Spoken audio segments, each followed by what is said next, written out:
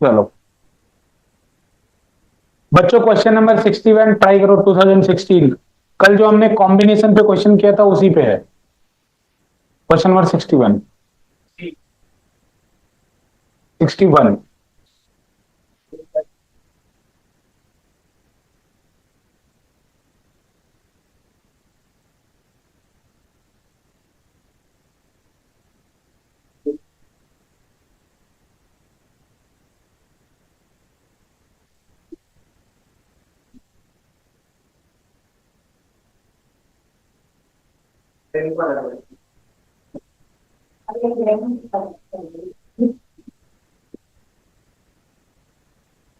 Sixty one करो बच्चों।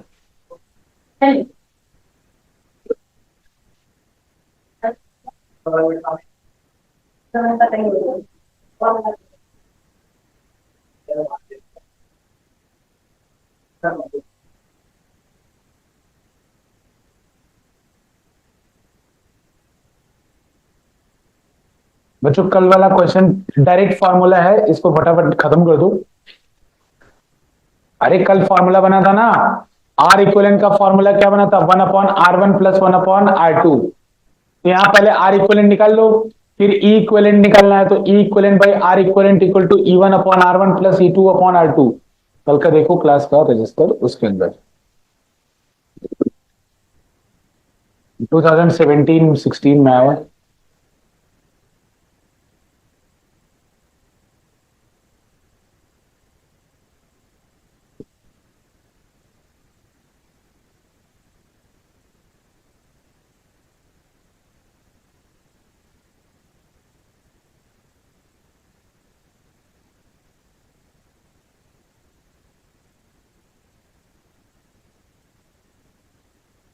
कल डेरिवेशन किया था, तुम थे उसमें? देखो आर इक्वलेंट का क्या फॉर्मूला था।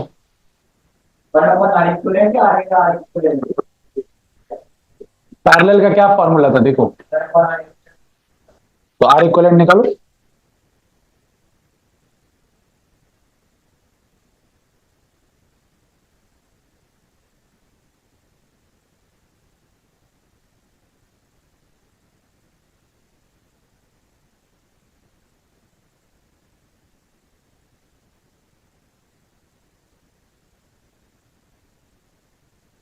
आ गया?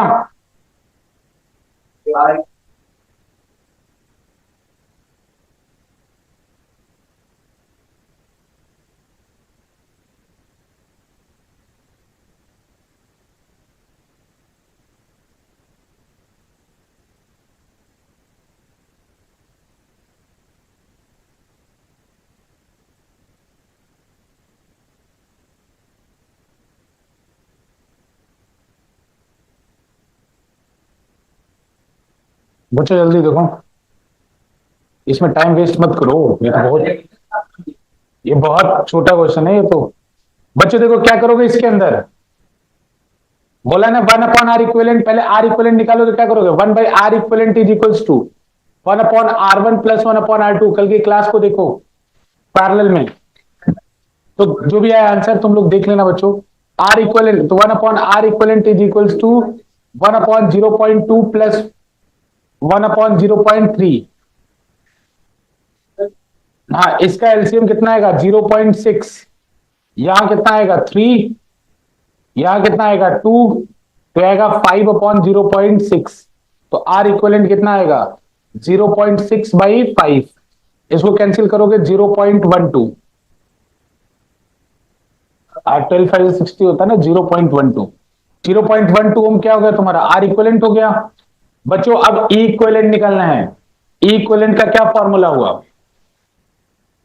अच्छा,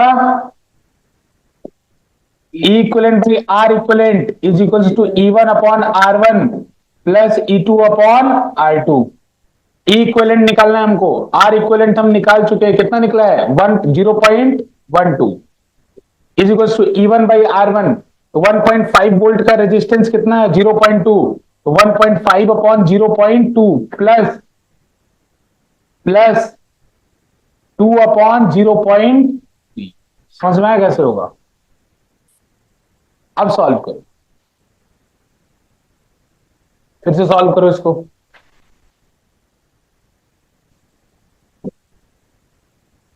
बच्चों इसका एलसीएम कितना आएगा, फिर से लिख रहा हूं, E equivalent upon 0.12 is equals to, LCM आएगा 0.6, 0.6, फिर उसके बाद 3 मल्टीप्लाई होगा 4.5। अरे कर लोगे ना कैलकुलेशन, तो कर लोगे बच्चों।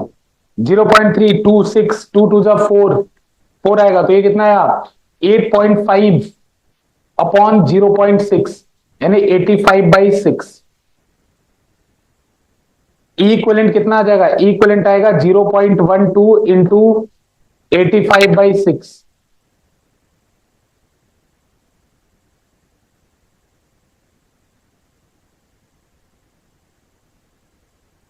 बोलो रोशन, बोलो बोलो क्या हुआ बेटा, इक्विवेलेंट अपॉन 0.12, एलसीएम ले लो इसका। मैथ है बेटा, मैथ है, उसके बाद कुछ नहीं किया, कॉन्सेप्ट तो खत्म हो गया, बस मैथ है उसके बाद। कॉन्सेप्ट तो ठीक है, मैं हाँ बेटा, इसका एलसीएम करेंगे तो 6 आएगा, 2 मल्टीप्लाई होगा 4 होगा, ठीक है ना। ये मैथ है, इसमें कुछ भी मैंने नहीं किया।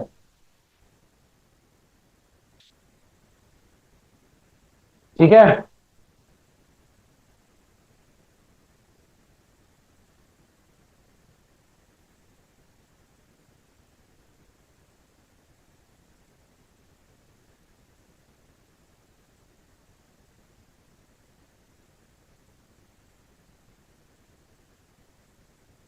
बच्चों ठीक है ना, कर लो, तरीका समझ लो इक्विवेलेंट निकालने का। साथ साथ गेट ओपन कर दो, पूरा गेट ओपन कर दो। हाँ पूरा, हाँ बस, हो गया ना, कोई बात नहीं।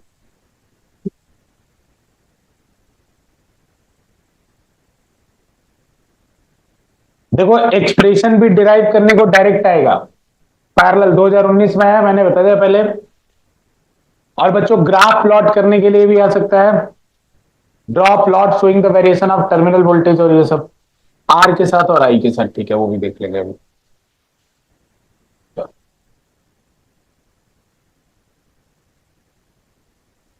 बस मैं अब डायरेक्ट क्रिचॉफ शुरू किया जाए। अब हमारे पास क्रिचॉफ्स रह गया, क्रिचॉफ्स के बाद एक व्हीटस्टोन ब्रिज रह गया, 2 टॉपिक, हाँ आज खत्म कर देंगे हम लोग। एक बस एक क्वेश्चन कर लो तसल्ली के लिए, फिर हम लोग एक क्वेश्चन और कर लो बस। सीरीज वाला तो आसान है, पैरेलल वाला थोड़ा सा डाइसी है, इसीलिए पैरेलल वाला बस एक और कर लो, फिर बाकी हम लोग आगे बढ़ जाएंगे।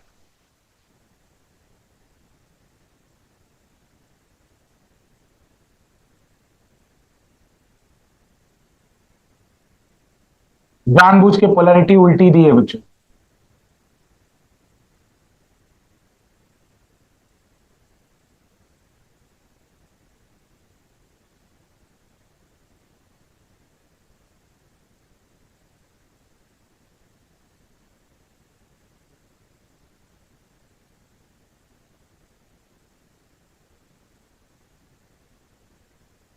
ठीक है ना,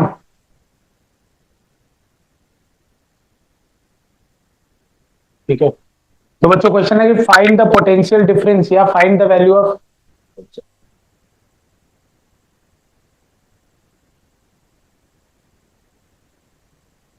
find the value of volt meter.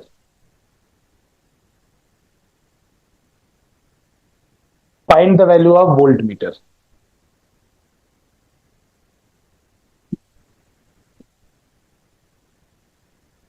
Find the value of volt meter, volt meter की वैल्यूज दो।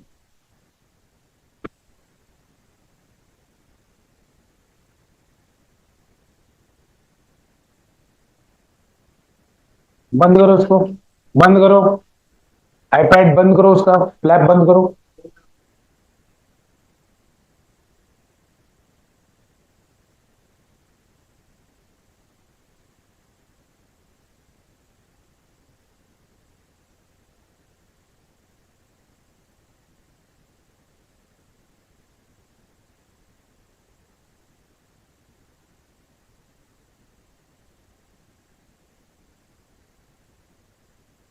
ठीक है,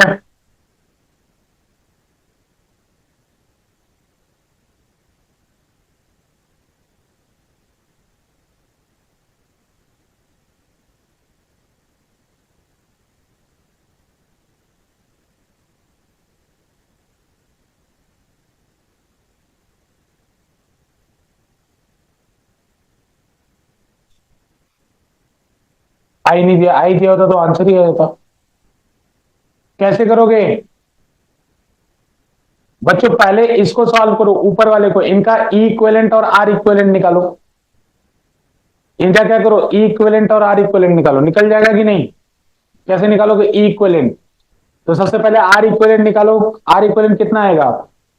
आर इक्विवेलेंट तो 1/R equivalent is equals to 1/1 plus 1/2। ये बताओ सबको क्लियर है कि नहीं? क्या हुआ, ठीक है ना? तो इसको सॉल्व करोगे तो कितना आएगा? इसका एलसीएम 2 आएगा, यहाँ 2 + 1 इज इक्वल टू 3/2। तो आर इक्विवेलेंट कितना आएगा? उल्टा कर दो, 2/3 ओम। पहली बात, ये इंटरनल रेजिस्टेंस का रेजिस्टेंस आया, ठीक है। ई इक्विवेलेंट निकालना है बच्चों, तो E equivalent by R equivalent, E equivalent by R equivalent क्या आएगा? E1/R1। तो बच्चों E1 कितना है? -6/1। माइनस को लिया, हाँ, तो माइनस से बड़ी डंडी छोटी डंडी जा रहे हैं, या ऐसा मान लो कि लेफ्ट टू राइट को प्लस मान रहा हूं और राइट टू लेफ्ट को माइनस। क्या अगर मैं नीचे वाले को प्लस मान रहा हूं तो ऊपर वाला माइनस हो जाएगा, अगर किसी ने ऊपर वाले को प्लस माना तो नीचे वाला माइनस हो जाएगा। तो अगर मेरा फाइनल आंसर ई इक्विवेलेंट का प्लस में आया तो इसका मतलब पोलैरिटी इधर की तरफ बचेगी। और अगर मान लीजिए आपने किसी भी डायरेक्शन को प्लस माना और आपके ई इक्विवेलेंट का आंसर माइनस आ गया तो पोलैरिटी उल्टे डायरेक्शन में बचेगी। तो अभी मैं इधर वाले को प्लस मान रहा हूं, जैसे 12 वोल्ट प्लस में है और 6 वोल्ट माइनस में है। अगर मेरा आंसर प्लस में आया तो पोलैरिटी ऐसे ही बची, ठीक है ना? तो चेक करो, -6/1 प्लस 12/2, ये कितना आएगा बच्चों? -6 + 6, वो 0 हो गया। ईएमएफ ही नहीं बचेगा, कैंसिल आउट हो जाएगा,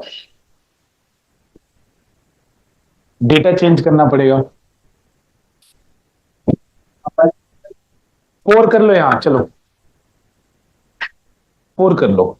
अगर मान लो यही डेटा रहता तो इसका रीडिंग कितना होता? 0। तो जब ईएमएफ ही नहीं बचा तो इसमें करंट कहां से आएगा? अब 4 कर लो, चलो 4/-1 ना, -4/1। तो यहां पे कितना आएगा? -4 और 6, तो यहां कितना आया? 2 वोल्ट प्लस में आया। अब इस सर्किट को रीड, अच्छा 2 वोल्ट आया, अरे ये ई इक्विवेलेंट बाई आर इक्विवेलेंट आया ना अभी। अभी मैं वोल्ट कैसे लिख रहा हूं? तो बच्चों अभी क्या करोगे? ई इक्विवेलेंट, ई ये किसकी वैल्यू आई? E equivalent by R equivalent की। तो ई इक्विवेलेंट कितना होगा? 2 × आर इक्विवेलेंट। आर इक्विवेलेंट कितना है? 2/3। तो इसकी वैल्यू कितनी है? 4/3 वोल्ट। ये है ई इक्विवेलेंट का आंसर। समझ में आ रहा है कि नहीं आ रहा? ये इक्विवेलेंट का आंसर है। मैं थोड़ा सा स्क्रीन छोटा कर रहा हूं।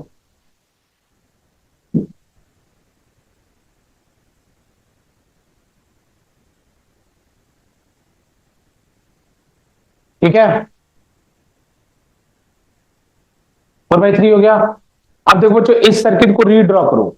तो रीड्रॉ करोगे तो ऐसे एक बैटरी मिलेगी, इसका वोल्टेज होगा 4/3। ऐसे एक इंटरनल रेजिस्टेंस मिलेगा इस बैटरी का, इसका वैल्यू होगा 2/3। और एक ये बाहर से रेजिस्टेंस मिलेगा 2 ओम। ये सर्किट हमने ऐसा कर लिया, ये 4/3 वोल्ट हो गया और ये 2/3 हो गया। तो अब आर इक्विवेलेंट कितना होगा? तो ये दोनों आपस में किसमें? सीरीज में। तो 2/3 + 2 तो कितना आएगा? 6 + 2 8/3। 8/3 ओम क्या हो जाएगा? R equivalent. और बच्चों करंट कितना होगा? करंट होगा E equivalent by R equivalent. तो आर इक्विवेलेंट आया कितना? 4/3/8/3। तो बच्चों 3 से 3 कैंसिल, कितना आएगा? 1/2 यानी 0.5 एम्पियर। इसमें करंट कितना आएगा? 0.5 एम्पियर। तो इस पूरे सर्किट में करंट कितना देगा? 0.5 एम्पियर। तो यहां का वोल्टेज क्या होगा? ओम्स लॉ लगा दो, I × R। तो I × 0.5 × 2 कितना हो जाएगा? 1 वोल्ट। तो आंसर आ जाएगा, V की वैल्यू कितनी होगी? 1 वोल्ट आएगी।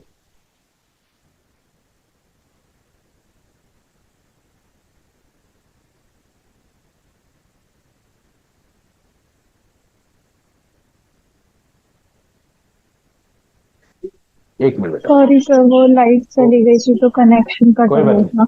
कोई बात नहीं। अभी बस न्यूमेरिकली करा रहे, वही पूछने वाले फॉर्म। Okay, sir. डन है, अब क्लैरिटी है सबको? ठीक। रिकॉर्डेड वर्जन मिल जाएगा आपको, ग्रुप पे मिल जाएगा, अगर किसी का कुछ छूटा है तो ग्रुप में। चलिए, कॉन्सेप्चुअल क्लैरिटी होना चाहिए, ई इक्विवेलेंट निकाल के सर्किट कन्वर्ट करना, फिर सॉल्व करना।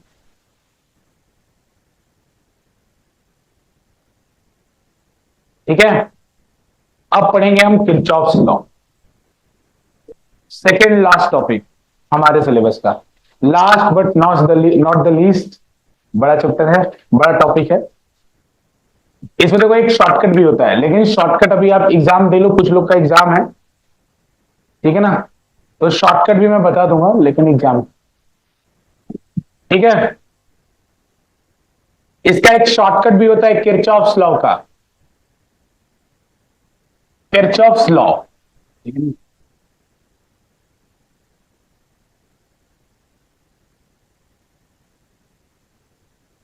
ठीक बच्चों, इसके बारे में लिखो,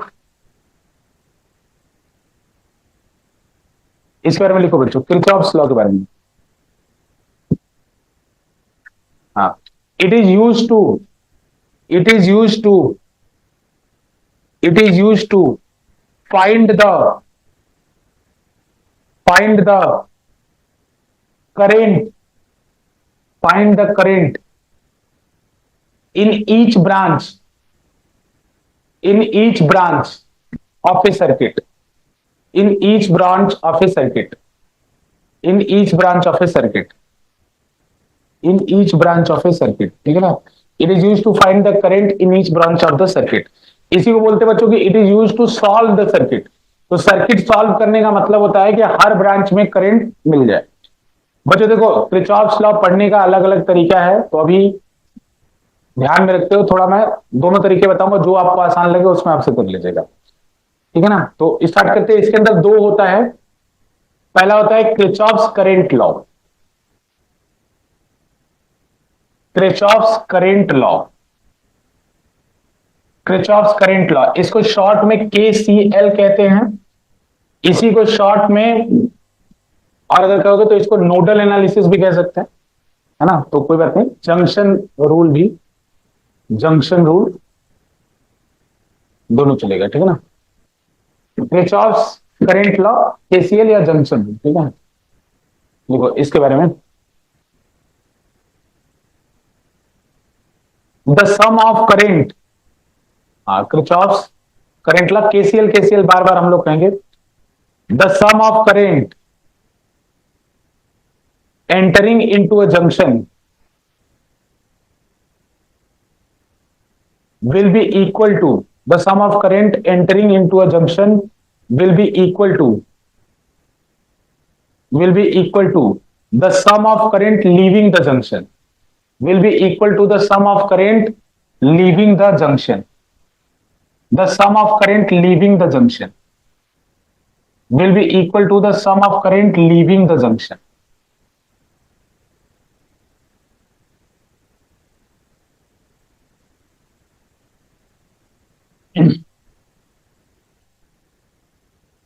इसमें लिखना बच्चों एक लाइन नीचे, it is based on conservation of charge, it is based on conservation of charge. बेटा लिख लेना इसी में, it is based on conservation of charge, it is based on conservation of charge. ये कंजर्वेशन ऑफ चार्ज पे depend करता है, it is based on conservation of charge, it is based on conservation of charge.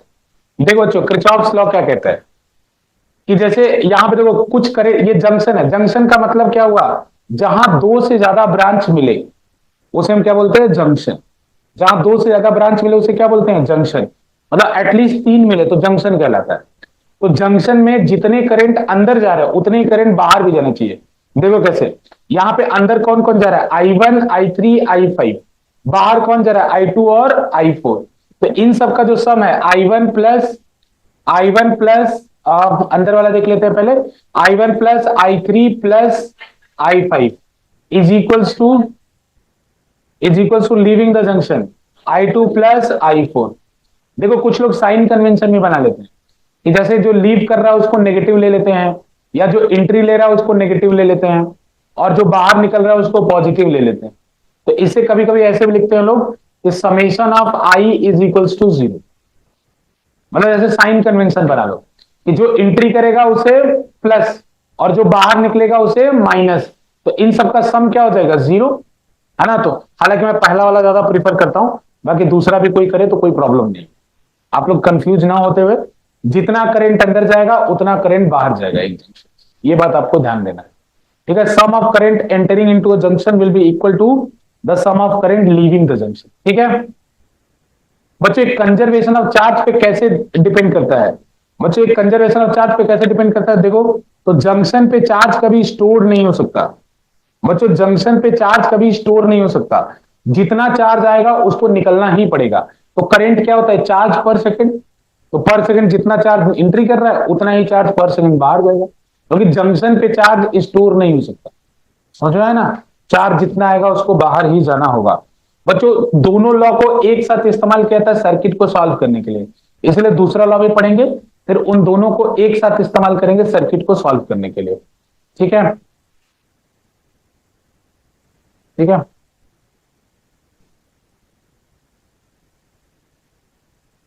ठीक है, चलो लिखो Kirchhoff's voltage law, Kirchhoff's voltage law KVL, हाँ, या उसी को लूप लॉ भी कहते हैं, दो बस।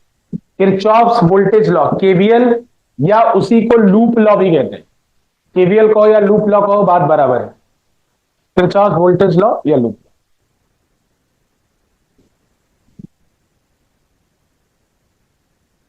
लिखो वोल्टेज लॉ, ये किरचॉफ्स लूप लॉ, पहले लिखो केवीएल, लिखो किरचॉफ्स वोल्टेज लॉ, उसी को शॉर्ट में लूप लॉ भी कहते हैं। जैसे इसको जंक्शन रूल बोलते हैं ना, या जंक्शन लॉ, उसको लूप लॉ बोलते हैं।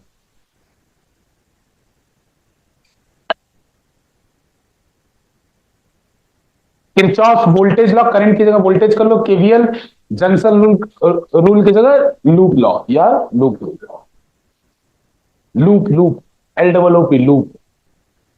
लिखो केवीएल के बारे में लिखो, the sum of EMF, the sum of EMF across cell and the potential difference, the sum of EMF across cell and the potential difference across resistor, the sum of EMF across cell and potential difference across resistor in a closed loop is always equal to 0. In a closed sum of EMF across cell and potential difference across resistor in a closed loop is always equal to 0. Is always equal to 0. इसके बारे में लिखो, it is based on conservation of energy. It is based on conservation of energy. 0. It is based on conservation of energy. It is based on conservation of energy. It is based on conservation of energy. ठीक है बच्चों, अगर एक loop में आप चलो, अभी हम बताएंगे एग्जांपल लेके, आपको समझ में आएगा। लूप में एक चलो तो जितने भी EMF है उनके क्रॉस वोल्टेज लिखते चलो। कल बताया था ना वोल्टेज लिखना कैसे लिखते हैं, EMF के क्रॉस लिखो, रेजिस्टेंस के क्रॉस लिखो, उन सबका सम कितना आएगा 0, ठीक है ना। तो देखो इधर ध्यान दो, क्वेश्चन से एक स्टार्ट करते हैं, दोनों रूल एक साथ लगते हैं टू सॉल्व द क्वेश्चन, दोनों रूल एक साथ लगते हैं, ठीक है ना। इधर ध्यान दो बच्चों, बहुत ही सिंपल प्रॉब्लम से स्टार्ट करते हैं। ये एक बैटरी है,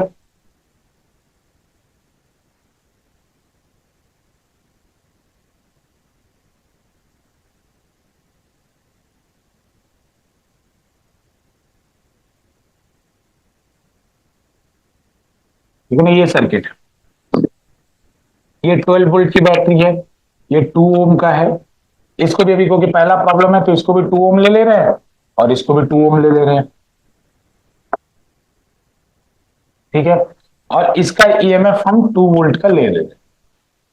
ये सर्किट है बच्चों। अब हमसे क्वेश्चन बोला गया, मैं थोड़ा सा डिस्कस करने के लिए नॉमेनक्लेचर कर दे रहा हूं, ABCDEF,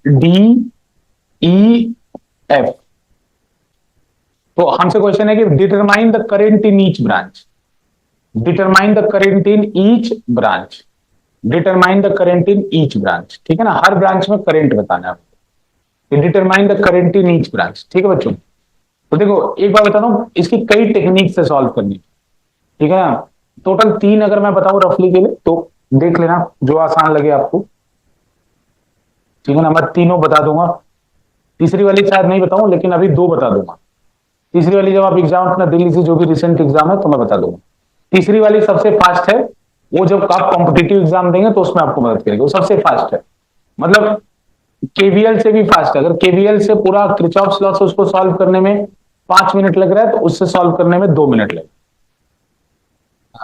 वो बता देंगे लेकिन अभी नहीं, स्कूल में अप्लीकेबल नहीं है, हाँ स्कूल में एप्लीकेबल नहीं है लेकिन 2 मिनट में हो जाएगा सर्किट सॉल्व, एक वेरिएबल कम बनता है, एक वेरिएबल कम बनता है, लेकिन कोई बात नहीं, ये देखिए ये नंबर, ये क्वेश्चन में अगर 3 नंबर का कम से कम आएगा, मैं ऐसा उम्मीद करता हूं हमेशा, तो घबराइएगा मत, आराम से करिएगा, पेशेंस रख के बिल्कुल, सर्किट कॉम्प्लिकेटेड हो सकती है, अभी तो मैंने बहुत सिंपल आपको सर्किट दिया है।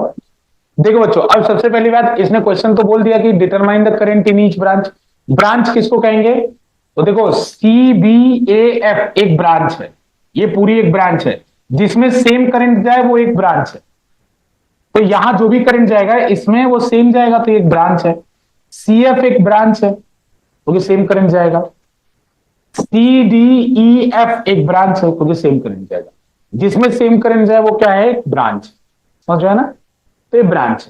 अब हमें क्या करना है, करंट, तो बच्चों देखो एक तो होता है जो डायरेक्ट मैं अभी बताऊंगा लूप एनालिसिस बोलते हैं उसको, एक हम नॉर्मल मेथड पहले आपको बता रहे, तो सबसे पहले मुझे कुछ ना कुछ करंट कहीं ना कहीं मानना पड़ेगा, तो क्वेश्चन में पहचानो जंक्शन कितने, जंक्शन कितने, जंक्शन मतलब जहां 2 से ज्यादा ब्रांच मिले, जंक्शन कितने हैं, कौन कौन से, C और F, तुम किसी भी एक जंक्शन को पकड़ लो, तो मैंने चलो इसको बना दिया, C को पकड़, आप नीचे F को भी पकड़ सकते हो, अब किसी भी एक ब्रांच, अब यहां 3 ब्रांच आ रहा है, किसी भी एक ब्रांच में करंट I मान लो कि I करंट इंटर कर रहा है, किसी भी एक ब्रांच, किसी में भी मानो कोई फर्क नहीं पड़ेगा, आप किसी में भी मान लो I इंटर कर रहा है, किसी और एक में मान लो कि उसमें I1 जा रहा है, बेटा आई इंटर कर रहा है तो वो तो बटेगा ना 2 जगह, तो मान लो एक में I1 जा रहा है तो दूसरे वाले में कितना जाएगा, दूसरे वाले में कितना जाएगा, I माइनस I1, तो बेटा ये जो इन दोनों का सम है, अभी बताया ना कि जो एंट्री कर रहा है, सुनो ध्यान से, जो करंट एंट्री कर रहा है जो करंट बाहर आ रहा है उनका सम बराबर होना चाहिए, तो ऐसे मान लो 5 एम्पियर एंट्री कर रहा है, कितना एंट्री कर रहा है, 5 एम्पियर, बच्चों इधर 2 एम्पियर चला गया तो इधर कितना जाएगा, 3 एम्पियर, समझ रहे हो कि नहीं समझ रहे, एक कॉमन, तो एक में I मान लो एक में I1 मान लो, तो जो इसमें जाएगा करंट वो कितना जाएगा, I माइनस I-7, एक तरीका ये है। अब देखो जरा, इस ब्रांच पे अगर I माना तो इस पूरे जगह पे करंट I जाएगा, ठीक बात है कि नहीं, इस पूरे ब्रांच में करंट क्या जाएगा, I, इस पूरे ब्रांच में करंट I माइनस I1, इस पूरे ब्रांच में करंट क्या जाएगा, I1, ठीक है ना। अब हमें क्या करना है कि अगर मैं I निकाल लूं, I1 निकाल लूं और I माइनस I1 निकाल लूं तो सर्किट सॉल्व हो गया, ठीक है ना।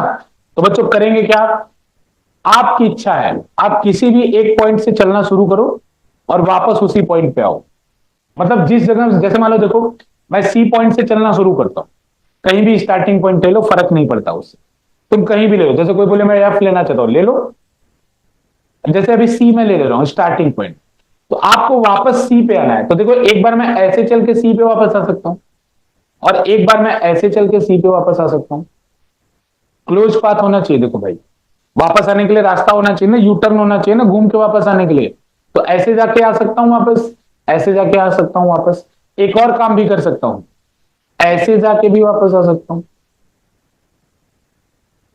समझ, रास्ता लंबा पड़ जाएगा लेकिन ऐसे भी जाके वापस आ सकता हूं। तो देखो मुझे यहां पे वेरिएबल कितने हैं, वेरिएबल जैसे मैथ में होता है ना एक्स वाई 2 वेरिएबल है, तो यहां वेरिएबल कितना है, I और I1, वेरिएबल कितने हैं, 2, तो एक बार जब लूप बना, एक लूप से चलोगे तो एक इक्वेशन मिलेगा और दूसरे लूप से चलोगे तो 2 इक्वेशन मिलेगा, तो अभी मुझे कितने इक्वेशन की जरूरत है, 2, तो 2 लूप में चल लिया जाए, तो एक देखो एक इसमें चल देते हैं और एक इसमें चल देते हैं, चले, स्टार्ट करें। तो देखो बच्चों, सी से स्टार्ट करें। अब तुम्हारी चॉइस, बताओ क्लॉकवाइज चलूं एंटी क्लॉकवाइज, मतलब सी एफ ए बी चलूं या सी बी ए एफ चलूं? क्लॉकवाइज चले। देखो अब पीछे जो क्लास में नॉलेज पढ़ा है ना, उसका इस्तेमाल है कि अगर करंट के अगेंस्ट में जाते तो क्या लिखते थे? प्लस। और अगर बड़े डंडे से छोटे डंडे की तरफ जाते तो क्या लिखते थे? माइनस। तो मैं आप लोग के कहे अनुसार क्लॉकवाइज चल रहा हूं, कोई फर्क नहीं पड़ेगा, आप क्लॉकवाइज चल लो एंटी क्लॉकवाइज। तो बच्चों सी पॉइंट से चलना स्टार्ट किया, सी पॉइंट से तो स्टार्ट, तो पहले यहां से चलना शुरू किया, इसको जंप करो, ठीक है ना? तो मैं वीसी लिख के चलू, तभी देखो मैं लिख के दिखा देता हूं वैसे। हालांकि ऐसा लिखने को बोलते नहीं है केवीएल में, बोलते हैं डायरेक्ट लिखो, वहीं पे वापस आओ, सब जीरो हो जाएगा। तो यहां वीसी आएगा, जब वहीं पे वापस आओगे तो इक्वल टू के बाद भी वीसी आएगा। कल की क्लास को याद करो, हम लोग ए से चल रहे थे, बी आ रहे थे, तो यहां वीसी से शुरू करोगे, वीसी वीसी माइनस वीसी क्या हो जाएगा? जीरो। वही केवीएल हो गया। समझ रहे हो कि नहीं? दोनों पॉइंट सेम हो जाता है। तो खैर अभी डायरेक्ट जो बोल रहा है उसी को फॉलो कर लो। तो अब मैं इस वाले रजिस्टर को जंप कर रहा हूं बच्चों, तो माइनस लिखूं प्लस, माइनस लिखूं प्लस, जैसे मैं लिखता हूं 2i-i1, यहां साइन बताओ, प्लस माइनस माइनस, क्योंकि मैं low potential, high potential to low potential जा रहा हूं, तो यहां साइन क्या हो जाएगा? माइनस। धैर्य जरूरी है, याद रखना ये बात। यहां से यहां गया, कुछ नहीं मिला, न रेजिस्टेंस मिला ना बैटरी मिला। फिर यहां से यहां गया, इसको जंप कर रहा हूं, +12 -12 +12 लिख दो। कहां पहुंच गया? यहां। फिर यहां से इसको जंप कर रहा हूं, तो करंट कैसे जा रहा है? ऐसे जा रहा है, तो क्या बनेगा? -2i। तो बच्चों -2i, फिर मैं कहां पहुंच गया? यहां बी पर, बी के बाद तो इधर कुछ है नहीं, तो वही सी पे पहुंच गया, तो जीरो लिख दो। वीसी लिख के चलते तो VC minus VC equal to zero. यहां से इक्वेशन सिंप्लीफाई कर लो, तो डायरेक्ट देखो, यहां देखो, यहां अंदर मल्टीप्लाई करोगे, ये कितना आएगा? -2i। देखो मल्टीप्लाई करो, और यहां -2i पहले से है। अब तुम्हारा सिंप्लीफिकेशन तुम्हारा काम है, लेकिन मैं फिर भी यहां -2i या -2i पहले से है, तो क्या हो जाएगा? -4i, ये -2i और i1 मिलके क्या हो जाएगा? +2i1, तो यहां बचेगा +2i1, और ये +12 को इधर भेज दो, इज इक्वल्स टू -12। ये इक्वेशन 1 हो गया, इक्वेशन 1 हो गया।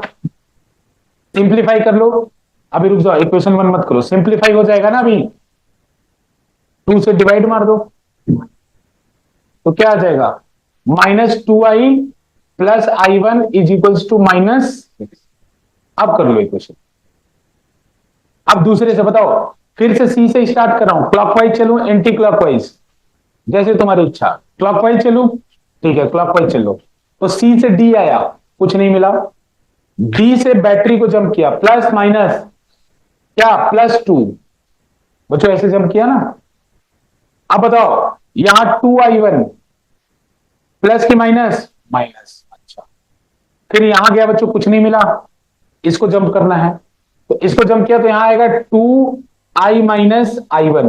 तुम बताओ बच्चों, प्लस की माइनस, प्लस की माइनस, ऐसे चल रहा हूं, प्लस इज इक्वल्स टू 0। सी पे पहुंच गया ना वापस, इज इक्वल्स टू 0। अब यहां इक्वेशन सिंप्लीफाई करो, कितना होगा? 2i, देखो डायरेक्ट देख लिया करो, यहां 2i है, यहां -2i1 है, यहां -2i1 है, तो देखा -4i1 इज इक्वल्स टू -2। देखो ऑटोमेटिक एलिमिनेट हो रहा है यहां पे, ये मात्र एक इत्तेफाक कहा जाएगा।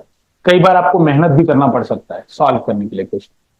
तो ये इक्वेशन 2 हो गया। तो बच्चों हमारा तो डायरेक्ट एलिमिनेट हो रहा है।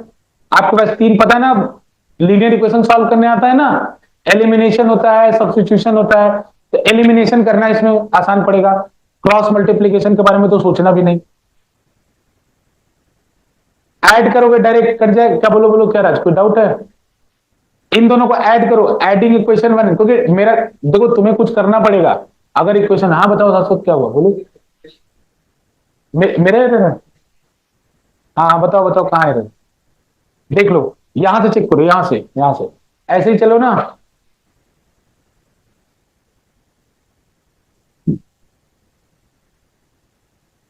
ठीक है बच्चों, देखो मैं फिर बता रहा हूं, मेरी इक्वेशन अच्छी बन गई है, ये मात्र एक इत्तेफाक है। आपका इक्वेशन हो सकता है कॉम्प्लिकेटेड बने, तो आपको कुछ मल्टीप्लाई करके कैंसिल करना पड़ेगा। अरे पता है ना एलिमिनेशन। हाँ, तो बस अभी यहाँ डायरेक्ट एलिमिनेट हो गया, तो मेरा क्या इक्वेशन बनेगा, देखो दोनों को ऐड कर रहा हूं, adding equation 1 and 2, adding equation 1 and 2, मैं क्योंकि मेरा डायरेक्ट एलिमिनेट हो रहा है, आप लोग का नहीं होगा तो करना पड़ेगा आपको। क्या मिलेगा हमें, देख लो, ऐड करूंगा 2i कट जाएगा, -3i1 मिलेगा इस तरफ, -3i1 इज इक्वल्स टू, इधर क्या मिलेगा बच्चों, -8, -8। तो बच्चों i1 की वैल्यू कितनी आएगी, 8/3 प्लस में आया, तो मतलब आपने जो करंट माना है वो सही है। मान लीजिए माइनस में आ गया तो घबराना नहीं है, वैल्यू वही होगी लेकिन डायरेक्शन उल्टा हो, वैल्यू वही होगी लेकिन डायरेक्शन उल्टा हो। हाँ, जैसे आप अगर जब बोर्ड में करिएगा तो ऐसे लिखिएगा इन लूप, जैसे ये क्वेश्चन, इन लूप CFAB, ऐसे कर देंगे तो समझ जाएगा कि CFAB है। नीचे वाला लूप कौन सा हमारा, ये वाला लूप है CDEF, तो लिख दीजिएगा, मतलब बोर्ड के एग्जाम में लिख दीजिए applying KVL in loop CEF। I1 की वैल्यू आ गई, I की वैल्यू निकल जाएगी, अब किसी में पुट कर दो, किसमें पुट किया जाए, पहले वाले में कर लो, I की वैल्यू निकालनी, अब मैथ है बच्चों, अब सॉल्व करो। तो 2i इज इक्वल्स टू, उधर जाएगा ये 6 + i1, 6 + i1 यानी 6 + 8/3, आप अपना करके देख लीजिएगा, तो ये आ जाएगा 18 + 26/3 और 2i की वैल्यू, तो i की वैल्यू आ जाएगी 13/3, आप अपना करके देख लीजिएगा, i की वैल्यू 13/3 आ गई। बेटा i1 आया ना, अभी i भी तो निकालना है ना, तो बस i की वैल्यू, i1 की वैल्यू किसी भी इक्वेशन में पुट कर दीजिए, i1 आ जाएगा, i आ जाएगा बच्चों, i आ गया तो i - i1 भी आ जाएगा, i - i1 भी आ जाएगा, तो i माइनस, क्योंकि सब ब्रांच में करंट डिटरमाइन करना है ना बच्चों, तो i - i1 कितना आएगा, i - i1 13/3 माइनस 8/3, तो ये आएगा 5/3। आ गया, सब में करंट डिटरमाइन कर लिया, सब ब्रांच में करंट डिटरमाइन, लेकिन पेशेंस बहुत जरूरी है। केवीएल, देखो एक बार बोलता हूं मैं, केवीएल स्लो सॉल्व करना, फास्ट नहीं, क्योंकि केवीएल में अगर एक बार प्लस माइनस की गलती हो गई ना तो खोजते फिरोगे फिर, इसीलिए बोलते हैं स्लो सॉल्व करना, एक बार में रिजल्ट लाना।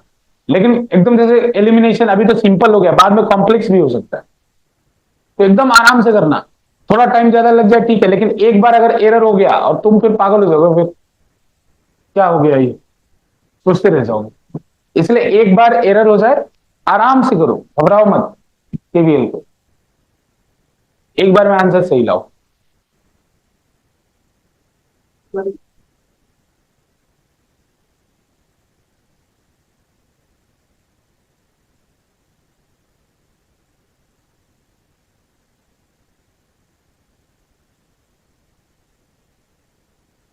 क्लियर है, डन। देखो अब इसी को बताता हूं, जैसे इसमें क्या करना है, इसमें केवीएल और केसीएल दोनों लगा कि नहीं लगा, सबसे पहले हमने क्या लगाया था, केसीएल, बेटा ये करंट डिवाइड कैसे किया था, केसीएल से ही तो किया था, सबसे पहले लगाया केसीएल फिर लगाया केवीएल, तो एक तो ये तरीका है, डाइजेस्ट हो रहा है, चल रहा है, डाइजेस्ट हो रहा है ना, कि नहीं हो पा रहा है, हो रहा है, अच्छा। तो अब एक होता है उसको बोलते हैं मेश एनालिसिस, जो दूसरा तरीका होता है मेश, हाँ जो थोड़ा तेज होता है इससे, मेश एनालिसिस। मेश एनालिसिस देखो, what is the difference between mesh and loop, ठीक है ना, क्या हुआ राज, बोलो बोलो क्या हुआ, ये मतलब लूप केवीएल था, ये किरचॉफ वोल्टेज लॉ या लूप लॉ, ये लूप लॉ था, कोई भी लूप पकड़ो, इक्वेशन बनाओ, सॉल्व करो, ठीक है ना। एक एनालिसिस होता है उसको बोलते हैं मेश एनालिसिस, कौन सी एनालिसिस, मेश। देखो what is the difference between mesh and loop, ठीक है ना, मेश और लूप में क्या डिफरेंस होता है, वो तुम्हारा मेथड है, सर बता रहे तुम्हारा वो मेथड बता रहा हूं, मेश एनालिसिस। मेश एनालिसिस का मतलब क्या है? देखो बच्चों, CDEF इज ए मेश, ठीक है ना, लेकिन ABCDEF इज ए लूप। मतलब every mesh is a loop, but every loop is not a mesh. The simplest loop is called mesh. The simplest loop is called mesh. मतलब जिस loop के अंदर कोई और लूप ना हो उस लूप को मेश कहते हैं। जिस लूप के अंदर कोई और लूप ना हो उसे क्या बोलते हैं? मेश। तो बेटा देखो, मेश कौन है? मेश कौन है? CDEF, ये क्या है? एक मेश है। इसके अंदर कोई और लूप है? नहीं, ये मेश है। ये लूप भी है, ये मेश भी है। समझ रहे हो? जैसे लूप का सबसेट है मेश, मतलब ये मेश भी है, लूप भी है। The simplest loop is called mesh. जैसे यहां देखो, मैंने अगर इसका एग्जांपल है, ये बाहर वाले का, ये बाहर वाले का एग्जांपल लिया अगर, तो ये केवल लूप है। ये बाहर वाला केवल लूप है, तो ये मेश नहीं है, क्योंकि इसके अंदर दो दो मेश, दो दो लूप आ रहे हैं ना, इसके अंदर दो लूप भी आ जा रहे हैं, तो ये क्या कहलाएगा? लूप कहलाएगा। ये मेश नहीं है। यहां पे मेश कौन कौन है? मेश ये है और मेश ये है, क्योंकि इसके अंदर फर्दर कोई लूप नहीं है। पक्का बात क्लियर है? यहां पे ABCDEF is a mesh, ABCF is a mesh, लेकिन अगर ABCDEF ए बात करोगे तो it is a loop. Simple बात, कोई और लूप नहीं हो तो उसे क्या बोलते हैं? मेश। ठीक है ना? सेम क्वेश्चन करेंगे हम लोग, लेकिन अब की बार करेंगे मेश एनालिसिस। देखो, mesh analysis, mesh analysis again ये केवीएल ही है, बस करंट डिवाइड करने का तरीका बदल जाता है। और ये भी एक्सेप्टेड है, अगर बोर्ड में आप करते हैं तो ये भी एक्सेप्टेड है। ये मेश एनालिसिस है, ये केवीएल ही है, केवीएल ही है, ये बोर्ड में एक्सेप्टेड है। लेकिन जैसे कई बार होगा ना, तुम घबरा जाओगे कि I1 किस में माने, I किस में माने, I माइनस I1 किस में माने, तो तुम कई बार घबरा जाओगे ना। MESH mesh analysis, MESH mesh analysis. Same question लेंगे, सेम आंसर निकालेंगे। बच्चों पीछे वाला नोट किया था ना अच्छे से? हाँ, चलो सेम क्वेश्चन लेते हैं। तो यहाँ पे रेजिस्टेंस था मेरे हिसाब से 2 ओम का, यहाँ पे बैटरी था 12 वोल्ट का, इधर कुछ नहीं था, यहाँ पे 2 ओम का रेजिस्टेंस था, और यहाँ पे 2 वोल्ट का बैटरी था, फिर 2 ओम का रेजिस्टेंस था, ऐसा। सेम क्वेश्चन है ना? Simple. Again question is same. नाम नाम क्या रखा था? यहाँ ए लिखा था, ABC। ए कहां से शुरू किया था? ए यहां शुरू किया था, ABCDEF। तो हर ब्रांच में करंट आ गया था ना। अब करंट को देखना, I1 I2 से कंफ्यूज मत होना। यहां I1 ये आया, वहां I1 ये आया, अरे I1 का सेंस बदल गया। तो देखो ये बोलता है ना, तुम एक काम करो, जब ऐसा कोई सर्किट है तो तुम मेश करंट मान लो। कौन सा करंट मान लो? Mesh current. तो देखो डायरेक्ट, तो मेश करंट ऐसे मान लो कि इस पूरे ब्रांच में करंट I1 मेश करंट। इधर ध्यान दो, उड़ेगा ये, इधर ध्यान दो, उड़ेगा बच्चों। ये मेश करंट मान लो कि इस पूरे मेश में करंट क्या है? I1, और इस पूरे मेश में करंट क्या है? I2। कोई भी ले लो, सब सही है। केवीएल में सब सही, बस तुम सही चलना तुम्हें आना चाहिए। देखो सुने ध्यान से, इस इधर इस पूरे मेश में करंट I1 मान लो, और इस पूरे मेश में करंट I2 मान लो। Here I1 and I2 are mesh current. I1 और I2 क्या है? मेश करंट है। हमने इस वाले मेश में करंट I1 मान लिया, इस वाले मेश में करंट I2 मान लिया। तो जैसे अभी जैसे मनन पूछ रहा था कि सर ऐसे ही मानना जरूरी है, तुम्हारी इच्छा है, तुम ऐसे मान लो, हमको कोई प्रॉब्लम नहीं, बस मेश मान लो। मतलब सब कुछ सही है, बस सही चलना तुम्हें आना चाहिए, आंसर सबसे सेम आएगा। ये फिजिक्स का मैजिक बोल लो, मैथ का मैजिक बोल लो। हाँ, बना के दिखाना पड़ेगा, ये आपको बना के दिखाना पड़ेगा सर्किट में कि ये I1 है।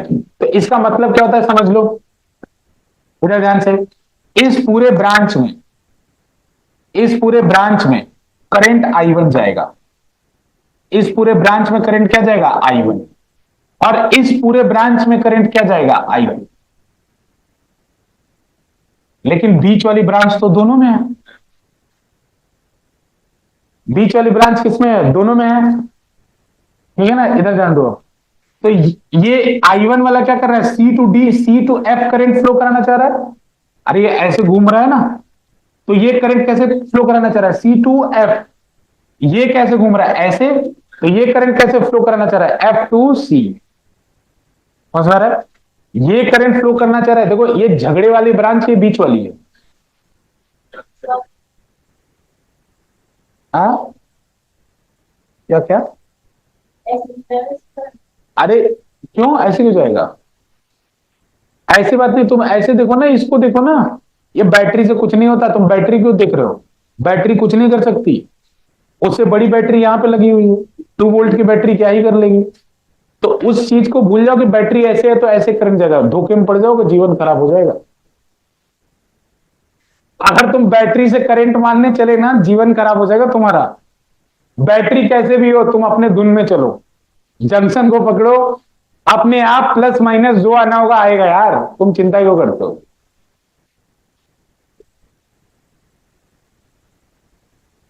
तुम बस अपना करंट ध्यान दो, बाकी तुम बैटरी कैसे है क्या है मत चिंता करो। अपने आप प्लस माइनस आएगा, तुम घबराते क्यों? माइनस आएगा डायरेक्शन उल्टा कर देंगे, प्लस आएगा डायरेक्शन ठीक है। अरे तुम्हें समझ में आया बच्चों? इस पूरे ब्रांच पर करंट I2 जाएगा। ये झगड़े वाली ब्रांच कौन सी है? CF।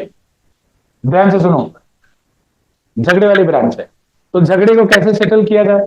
तो झगड़े को सेटल करने का सिंपल तरीका है कि तुम I1 को बड़ा मान लो या I2 को बड़ा मान लो, तुम्हारी इच्छा।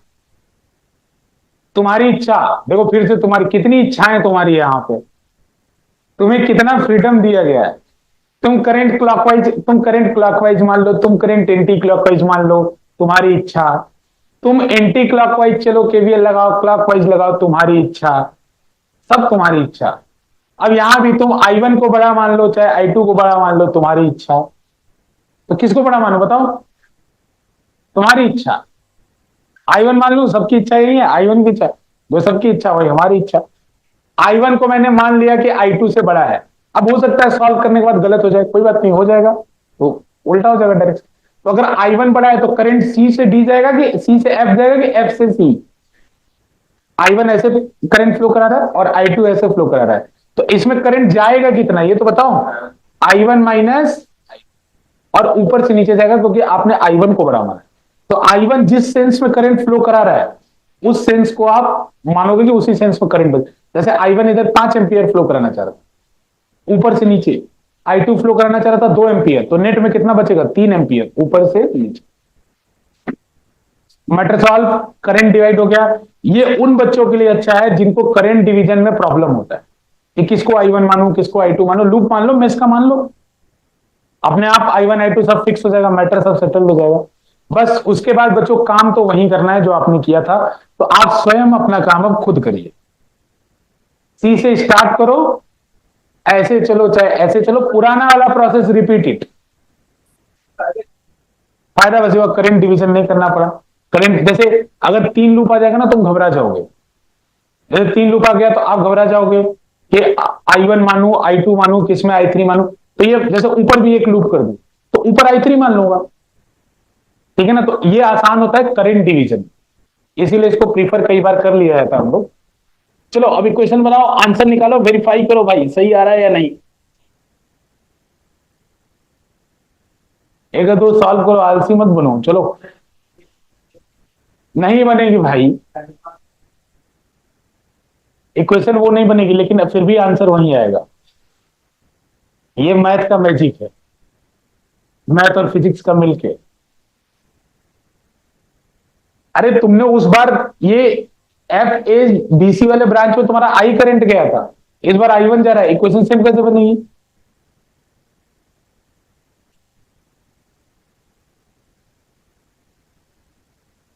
करोगे, करो करो करो करो। अरे घबराओ मत, ये करना पड़ेगा बार बार। अरे अभी तो 2 2 लूप का कर रहा हूं, 3 का भी कर सकते हैं। भागो मत भागो मत, धैर्य रखो, बनाओ। हाँ करो तो सही, पहले 2 तो करो। ज्यादातर केस में 2 आएगा, लेकिन CBSE का दिमाग खराब भी हो सकता है।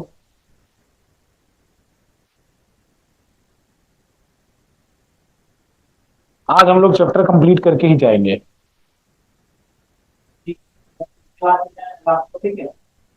हाँ बस वो लास्ट टॉपिक तो छोटा सा है, उसका कुछ मतलब ही नहीं।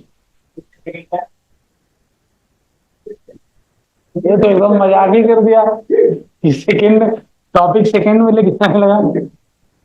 चलो 10 मिनट, 600 सेकेंड। तो फिजिक्स का छोटा कम 10 मिनट होता है।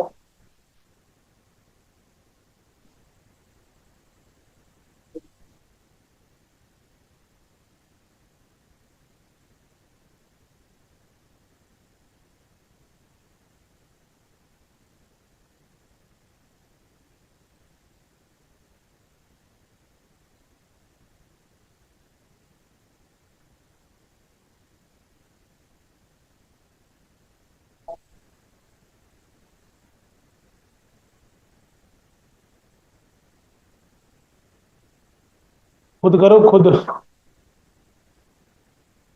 वेरीफाई करके बताओ। रिसेंट ईयर में 2 लूप से ज्यादा का बोर्ड में नहीं आया है, तो खुश हो जाओ। मैं चेक कर रहा था अभी। 2 लूप तक संभाल लो, संभाल सकते हो। क्या हुआ क्रिस, हाथ हटाओ गाल पे। करो अब।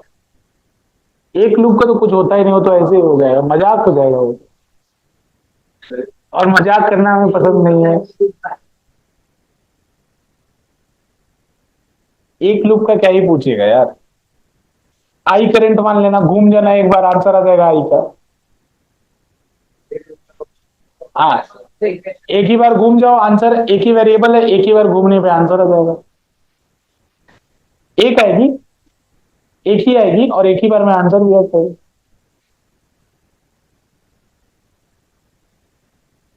अरे करो सॉल्व, करो रोशन करो। अभी नहीं कर पाओगे तो एग्जाम में क्या करोगे जब प्रेशर होगा। आई1 की वैल्यू बताओ।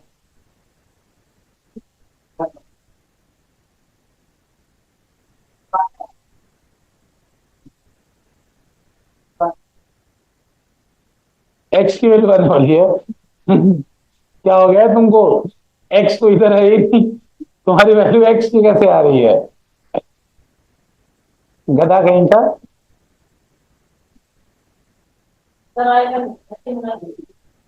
I1 13/3। वेरी गुड बेटा, क्या चीटिंग की हो? गधा। उसको पता है कि इस वाले ब्रांच से पीछे करंट क्या था, आई।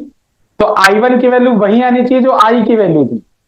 तो अभी पेज पलट के कह रहा है, सॉल्व नहीं किया एक भी लाइन कि सर I1 की वैल्यू 13/3 होगी। सॉल्व करके दिखाओ, अगर सॉल्व नहीं होगा तो जाने नहीं दूंगा आज मैं।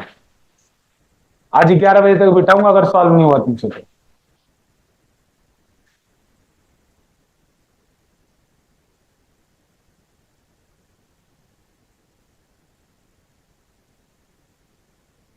अरे मुझे करना पड़ेगा क्या?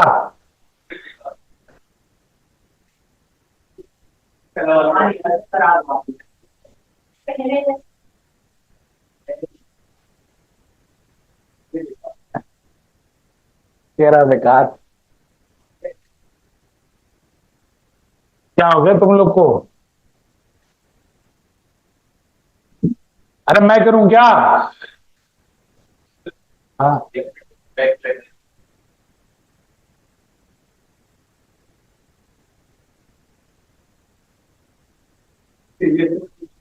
बस अभी मैंने चेक किया।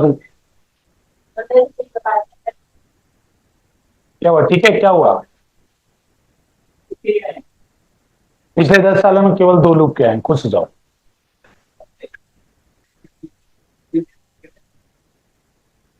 बेटा डायरेक्ट एलिमिनेट हो रहा था ना, तो इसलिए नहीं किया था। अगर कर सकते थे लेकिन डायरेक्ट एलिमिनेट हो रहा तो नहीं किया था।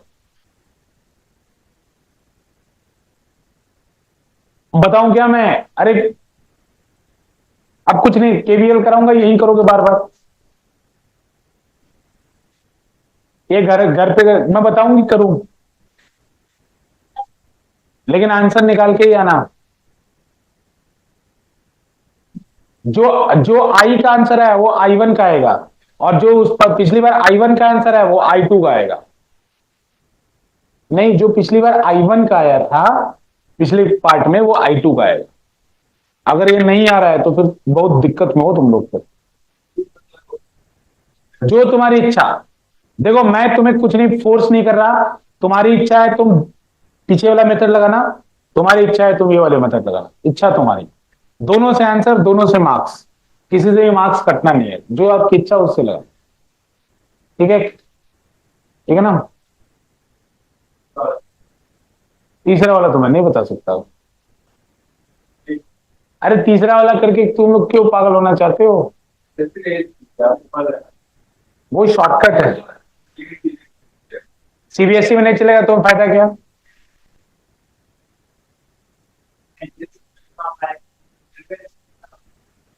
एमसीक्यू में आएगा, लेकिन एमसीक्यू में एक नंबर के लिए तुम्हें इतना बड़ा सॉल्व क्यों कराएगा वो? देखो इधर, ये क्वेश्चन कर लेना घर पे खुद। इधर ध्यान दो, इधर ये हो जाएगा कि नहीं? देखो ये है किस साल का है भाई? 2020 का है, 2020 का है। ये सब वैल्यूज यहाँ R1 R2 की दे रखी है ऊपर। R1 10 है, R2 R3 ये सब 5 है, ये R की वैल्यू 0 है। ठीक है ना, मजाक किया था। ठीक है ना, तो इसको वैल्यूज डाल के सॉल्व कर लेना। The point with same potential निकाल के देख लेना। अरे बताओ, the point with same potential, same potential वाले पॉइंट कौन कौन से जो प्लेन वायर से जुड़े हैं? प्लेन वायर से कौन कौन जुड़ा है? चेक करके देखो। ये H H J H G F सब सेम पोटेंशियल में, A B C I सब सेम पोटेंशियल पे। जो प्लेन वायर से जुड़े होते हैं सेम पोटेंशियल है, पहले ही बता चुका। हाँ हाँ, तो देखो कौन सा ऑप्शन है। मेरे को तो ऑप्शन दिख रहा है। बताओ इसका आंसर क्या होगा? 3 पॉइंट विथ सेम पोटेंशियल, जो प्लेन वायर से जुड़े हैं सेम पोटेंशियल में। B is correct. एफ हो गया H J, सब सेम पोटेंशियल है, बाकी कोई भी नहीं। अब करेंट थ्रू ब्रांच बीजी, इसके लिए आपको सॉल्व करना पड़ेगा, सॉल्व कर लेना, केवीएल सॉल्व करना पड़ेगा। तो देखो ये पावर डिसिपेट निकालना है, I स्क्वायर R, आई याद है कर लोगे ना, I square R1 power dissipated, potential difference across R3 I into R3, आई याद है, सब सॉल्व हो जाएगा। क्वेश्चन बता रहा हूं कैसे आएगा। फर्स्ट लॉ जो होता है, Kirchhoff first rule at a junction in an electric network deals with the conservation of. ये क्वेश्चन फिर से है 2015 में, जैसे किया है वैसे ही कर लेना, सॉल्व कर लेना, देख लो समझ आ रहा है कि नहीं आ रहा। देख लो ये question, state Kirchhoff's rule, explain briefly how these rules are justified. तो जस्टिफाइड में पहले वाले के लिए करंट का बता देना, कंजर्वेशन ऑफ चार्ज, दूसरे वाले के कंजर्वेशन ऑफ एनर्जी। ये कर लोगे ना, देखो फिर से बच्चों, ये कर लोगे ना। इसमें ऑलरेडी करंट डिवाइड करके दिया है, तो अपने तरफ से मत करने लग जाना। अरे जिसमें ऑलरेडी का करंट डिवाइड करके दिया, अपने मत करने लग जाना करंट डिवाइड। जैसे यहां ऑलरेडी बताया I1 प्लस I2, तुम बस संतुष्ट रहना। अगर पहले से दे दिया है तो तुम मत करना, अपने से मत करना। देख लो, अरे मैं तुम्हें बस दर्शन करा रहा हूं चीजों को, देख लो बस। लास्ट वाला करोगे? हाँ टॉपिक ना, चलो बस। अब last topic, Wheatstone bridge.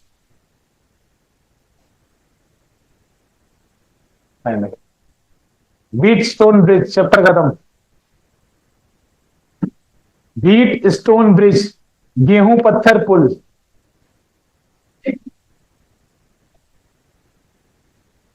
Wheat stone bridge, गेहूं पत्थर पुल। अरे कहते ऐसे लिख मत देना, व्हीटस्टोन साइंटिस्ट का नाम था, इसको हिंदी में कहते हैं व्हीटस्टोन सेतु। ब्रिज मतलब सेतु होता है, व्हीटस्टोन ब्रिज। हाँ, व्हीटस्टोन ब्रिज, गेहूं पत्थर पुल। लिखो, it is the combination of 5, it is the combination of 5 resistance, it is the combination of 5 resistance connected in following manner. 5 it is the 5 resistance connected in following manner. नीचे वाले manner में जैसे भी बना रहा हूं वो होता है। देखो इधर एक रेजिस्टेंस ऐसे ले लो,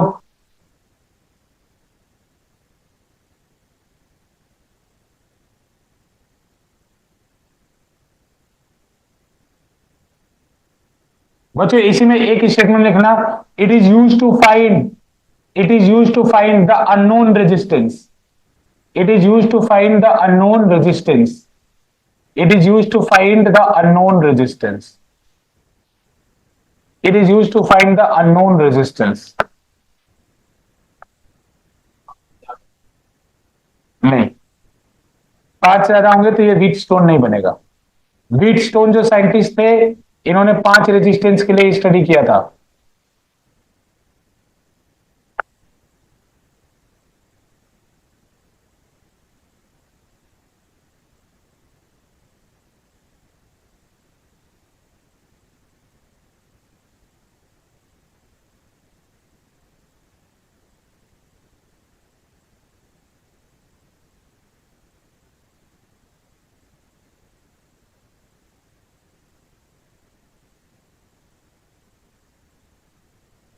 लिख लो,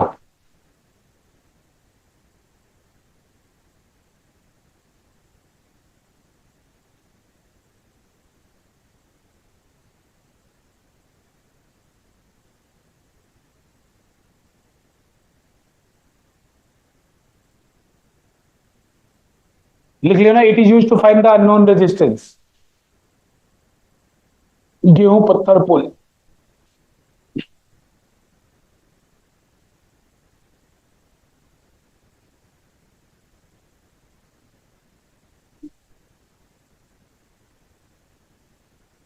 तुम्हारा मंजर नीचे गिर गया, अब मत करना इससे, उसमें वायरस चला गया होगा।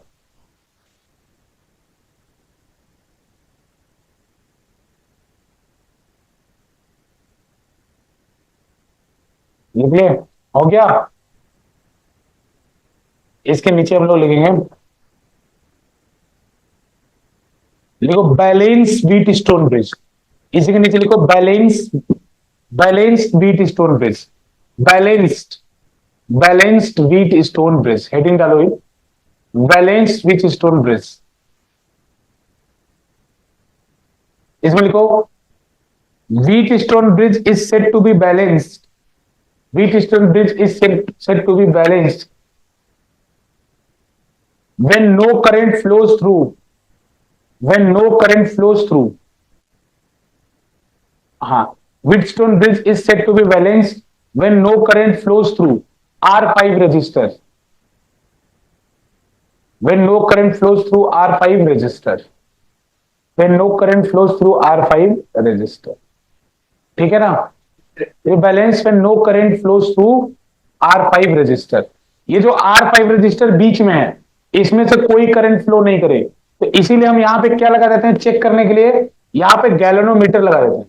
गैल्वेनोमीटर एक डिवाइस होता है बच्चों जो करंट के प्रेजेंस को डिटेक्ट करता है, तो इसलिए हम कई बार यहां गैल्वेनोमीटर लगा देते हैं बीच में, जिससे हम चेक कर पाए कि करंट जीरो हो रहा है कि नहीं हो रहा है, या no current flows to R5 resistor. Bracket में R5 की जगह क्या लिख सकते हैं, गैल्वेनोमीटर भी।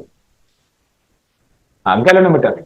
गैल्वेनोमीटर क्या होता है, एक डिवाइस होता है ऐसे जिसका पॉइंटर बीच में रहता है हमेशा, है ना, ऐसे बीच में रहता है, ऐसे इसके टर्मिनल होते हैं कनेक्शन के लिए, वायर ऐसे गए होता है। तो जब करंट इधर से इधर फ्लो करता है, मतलब करंट ऐसे जाता है तो ये ऐसे हो जाता है, और जब करंट ऐसे जाता है तो ये ऐसे हो जाता है। तो डायरेक्शन ऑफ करंट को भी बताता है, वैसे बीच में रहता है। करंट इधर जाएगा तो इधर हो जाएगा, करंट इधर जाएगा तो इधर हो जाएगा, ठीक है ना। हाँ, ये direction of, it is use to measure the presence and direction of, हाँ, it is use to measure the presence and direction of current. घबराओ मत, ये तो नेक्स्ट चैप्टर में पीछे ही पड़ जाएगा तुम्हारे, गैल्वेनोमीटर। हाँ, आ जाएगा, ठीक है बच्चों।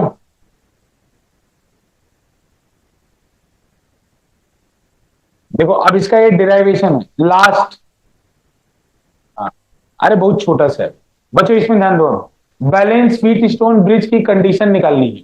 बोलेगा कि define wheat stone bridge and obtain the condition for the balance Wheatstone bridge, ये बोलेगा, ठीक है ना।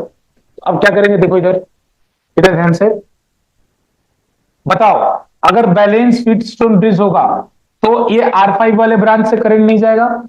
तो मान लो ये करंट यहां से I आया, इसमें करंट I बन जाएगा, मान लो ऐसा, तो इसमें करंट I बन जाएगा, तो ये करंट यहां I1, इसमें तो जाना नहीं है, यानी इसमें भी करंट कितना जाएगा, I1। क्यों जाएगा I1? क्योंकि R5 में करंट जा ही नहीं रहा है, तो ये I1 ऐसे जाएगा, तो ये सीरीज में हो गया एक तरीके से, समझ लो। इस वाले ब्रांच में करंट अगर I2 जा रहा है बच्चों, तो इसमें तो करंट जा ही नहीं रहा है, तो इधर भी ब्रांच में करंट क्या हो जाएगा, I2, और बीच वाले ब्रांच में करंट I इक्वल टू क्या होगा, 0। करंट क्या होगा, 0। अब कुछ मत करो, तुम केवीएल लगाओ ACD में, और फिर केवीएल लगाओ CBD में। ACD में केवीएल लगाओ, I1 अपॉन I2 निकालो, CBD में केवीएल लगाओ, I1 अपॉन I2 निकालो, और दोनों को इक्वेट कर दो, जो आए वही बैलेंस व्हीट स्टोन ब्रिज का कंडीशन। पहले क्या करोगे, ACD में केवीएल लगाओ, I1 अपॉन I2 निकालो। लगा के दिखाऊं क्या, लगा के दिखा दूं। देखो A से स्टार्ट कर रहा हूं, वापस A पे आना है, तो क्या होगा, -I1 इंटू R1, C पे पहुंच गया मैं, +0। अरे पूरे ब्रांच में करंट ही नहीं जा रहा, तो लिखने की तो जरूरत ही नहीं ना, +0 प्लस, बच्चों अब मैं D पे आ गया हूं, D से वापस A पे जा रहा हूं, तो कितना होगा, I2 into R3 equal to 0। यहां से I1 अपॉन I2 निकाल लो, या I2 अपॉन I1 निकालो, जो निकाल लो, I2 अपॉन I1 निकाल लो, ऐसे कोई बात नहीं, कुछ भी करो, फर्क नहीं पड़ता। I2 अपॉन I1 किसके इक्वल आएगा, इधर करो, इधर आएगा, यह आएगा R1 upon R2, R1 upon R3 के। I2 अपॉन I1 निकालो, R1 अपॉन R3 के इक्वल आएगा। किस में लगाया मैंने, अप्लाइंग केवीएल इन लूप, कौन सा लूप था, ACD। अब फिर क्या बोलोगे, अप्लाइंग केवीएल इन लूप, कौन सा loop, CBD, applying KVL in loop CBD, ठीक है ना बच्चों। तो इसमें फटाफट लगा लो, C से स्टार्ट करो, C पे आ जाओ, तो क्या होगा, -I1 इंटू R2, B पे आ गया मैं, B पे आने के बाद +I2 इंटू R4, मैं D पे आ गया, D से C जाना है, +0 इक्वल टू 0। यहां से भी I2 अपॉन I1 निकाल लो, तो I2 अपॉन I1 आएगा, चेक करके देख लो, I2 अपॉन I1 आएगा R2 बाई R4। ये इक्वेशन 1, ये equation 2, from equation 1 and 2, from equation 1 and 2 क्या मिला हमें, R1 upon R3 is equals to R2 upon R4, यही कंडीशन है। सेम साइड के रेजिस्टेंस का रेशियो अगर बराबर है तो इसका मतलब बैलेंस व्हीट स्टोन ब्रिज। हाँ बस जैसे 2-4 है, यहां 3-6 हो जाए, यहां 2-4 हो तो 2/4, यहां 3-6 हो 3/6, 1/2 1/2 आएगा, balance Wheatstone bridge. Balance Wheatstone bridge के लिए सेम साइड के रेजिस्टेंस का ratio should be equal to the corresponding side, ठीक है, लिख लो। ये डेरिवेशन है, बहुत छोटी सी, कुछ है इसमें, कुछ नहीं है, केवीएल लगा दो, बस कर दो, ये क्वेश्चन हो जाता है। अब देखो क्या करेगा, 3 रेजिस्टेंस दे देगा, चौथा रेजिस्टेंस अननोन रहेगा, निकल जाएगा कि नहीं निकल जाएगा, बोलेगा बैलेंस कंडीशन है तो निकल जाएगा, कुछ नहीं, 3 है, चौथा निकाल लेंगे, ठीक है ना। टॉपिक खत्म, एक बार MCQ देख, इसके PYQs देख लो, चैप्टर भी खत्म, चैप्टर, अरे क्वेश्चन नहीं, बस देख तो लो, बस दर्शन कर लो। हाँ हाँ ठीक है, जो भी है। अभी हमारी एक क्लास होगी क्या इस बार, कल मेरी, अरे नया चैप्टर भी कर लो यार, आराम से कर लो, आराम से कर लो, मैं ये नहीं बोला तुम न्यूमेरिकल करते रहो, मैं डाउट क्लास अभी डिसाइड कर लूंगा तो डाउट क्लास ले लूंगा मैं, कोई बात नहीं, तुम आराम से करो, तुम चिंता मत करो। अभी कुछ बच्चों का एग्जाम आ रहा है तो उसमें चीजें चली जाएगी। व्हीटस्टोन ब्रिज सुनो इधर ध्यान से। Use Kirchhoff's rule to obtain the case for balance condition in a Wheatstone bridge, अभी कराया तेरा विषय। Calculate the resistance drawn from the battery network of resistor shown in the figure. तो देखो 5 रेजिस्टेंस दिख रहा है, तो जहां तुम्हें 5 रेजिस्टेंस दिखे तुम्हें समझ जाना चाहिए व्हीटस्टोन है। ये जो बी और डी वाला है वो बीच वाला है, और ये ए बी और ये वाला, तो 1/2 और 1/2। देखो ये 1/2 है कि नहीं है, 1/2, और ये 2/4 भी करोगे 1/2, तो बीच वाले रेजिस्टेंस का रहने और न रहने का कोई मतलब नहीं। तो इस रेजिस्टेंस को काट देना फिर, अरे बैलेंस हो गया, उसमें करंट ही नहीं जाएगा ना, करंट नहीं जाएगा तो ये गायब हो गया। अब क्या हो गया देखो, ये दोनों सीरीज में हो गए और ये दोनों सीरीज में आ गए, इन दोनों का जो कॉम्बिनेशन आ गया आपस में किसमें हो गया, पैरेलल में, खत्म हो गया। आर इक्विवेलेंट निकालना, नेटवर्क ऑफ रजिस्टर करंट निकालना था, तो आर इक्विवेलेंट आ जाएगा, ईएमएफ दे रखा है E divided by R equivalent, I हो जाएगा। कितना है ये 2 + 1 ऊपर 3 और 4 + 2 नीचे 6, तो आर इक्विवेलेंट निकालना तो होगा पैरेलल में कितना होता है R1 R2 upon R1 plus R2, चाहे 1/R1 करके R2 यही आएगा। तो देखो कितना आएगा 3 × 6 अपॉन 3 + 6 कितना आएगा 18/9, कितना आएगा 2, तो आर इक्विवेलेंट कितना आ गया 2 ओम। तो बताओ करंट कितना आएगा फटाफट, V/R equivalent 4/2, current is 2 ampere. Answer समझ रहे हो नहीं, व्हीटस्टोन बीच से काट दिया। ये याद रखना तुम, ये ऐसा वाला सर्किट तुम्हें भविष्य में कहीं भी दिख जाए तो 5 रेजिस्टेंस बीच में फंसा हुआ कुछ मैटर हो निपटा देना, समझ रहे हो नहीं। हाँ हाँ बस बहुत ही है, बस समझ लो। अगेन 2020 में derive the expression of balance Wheatstone bridge. हाँ ठीक है ना, मीटर ब्रिज सिलेबस से हट चुका है, अगर मैं थोड़ा सा बता दूंगा तो, अगर ये क्वेश्चन हालांकि दिख गया है लेकिन है नहीं। ये वाला क्वेश्चन कॉम्बिनेशन ऑफ सेल का है, तो ये यहां पे इसलिए आ गया क्योंकि पहला पार्ट इसका व्हीटस्टोन से, ये कॉम्बिनेशन ऑफ सेल का है। देखो क्या इस सर्किट को सॉल्व करने के लिए क्या करोगे, ये दोनों सेल आपस में पैरेलल में है, तो पहले इनका इक्विवेलेंट निकाल लेना और 4 ओम को जोड़ देना बाहर से और सॉल्व कर लेना, ठीक है ना। तो चैप्टर खत्म, एमटीजी खत्म। कल हम लोग नेक्स्ट चैप्टर स्टार्ट करेंगे, मूविंग चार्ज एंड मैग्नेटिज्म, ठीक है। अरे घबराओ मत, अभी एग्जाम है बच्चों, कर लेने दो, एग्जाम खत्म हो जाएगा, पीछे का जो PYQ जो करा देंगे। मूविंग चार्ज एंड मैग्नेटिज्म जितना हो पाएगा, क्लास खत्म, ठीक है बेटा, स्टिक दैट, जाओ बेटा। Thank you, sir. बस